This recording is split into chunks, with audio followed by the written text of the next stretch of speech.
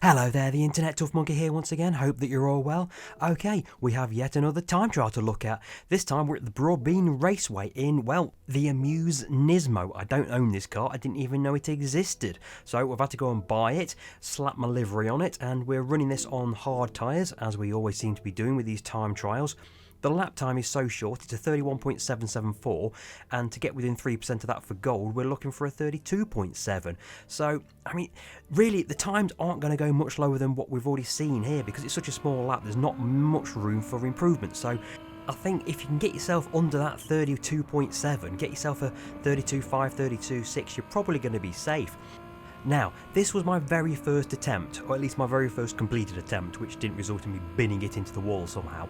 But I'm showing you this, I don't normally show you my first run, but this was how I naturally felt I should be taking these corners, and I found it was just spitting me out too close to the wall on the left hand side. So when I went round this left corner, I was too wide coming out of it, and if you're on a narrow line heading into this long right hander here, you're just going to be pushed up towards the wall. You need to be approaching that right hander as far left as you possibly can. This is also a tricky corner as well, but my very first completed attempt, I got a 32.89, so I was only like a tenth off of where I needed it to be.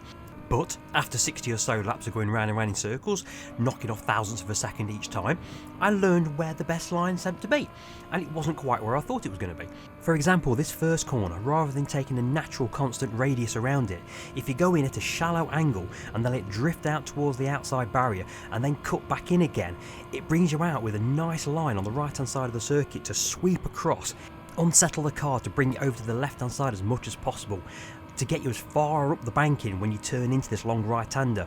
If you're too low, you're just going to hit that wall on the left-hand side as you accelerate out. This last corner though, I got this wrong so many times. You've got to get on the brakes early, turn in, rotate the car, and then gently ease the throttle back on again, let the car walk out towards the wall.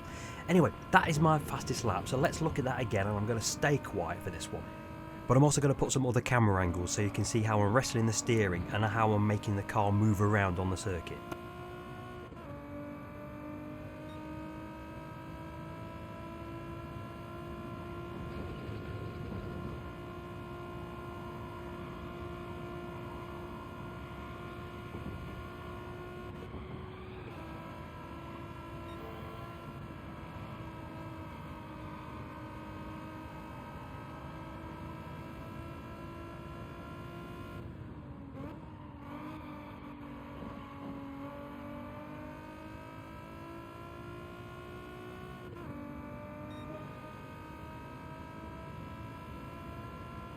So there we go, that is a 32.389.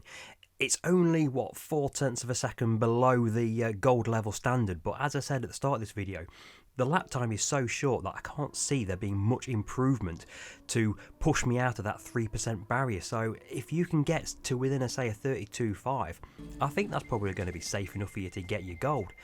Anyway, hope you enjoyed the video and giving you some tips and pointers there. I'm just going to finish it on my usual low value lottery win. Thanks very much for listening.